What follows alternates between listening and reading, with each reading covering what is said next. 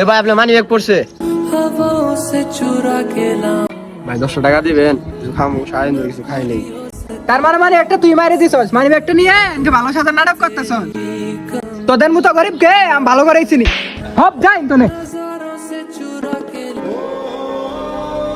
কিরে তুই না অনেক বড় লোকের পোলা, সে নয় তোর কাছে 10টা টাকাই চাইছে, এ বলে একটা অসহায় মানুষের এইভাবে ধাক্কা মারবি? নাকি সে গরিব বলে তোর মানুষ মনে হয় না?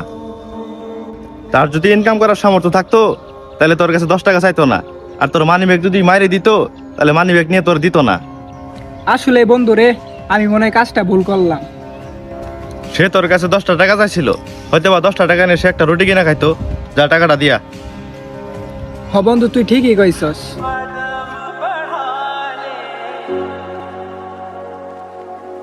ভাই, আপনার সাথে আমার খারাপ ব্যবহার করাটা ঠিক হয় নাই।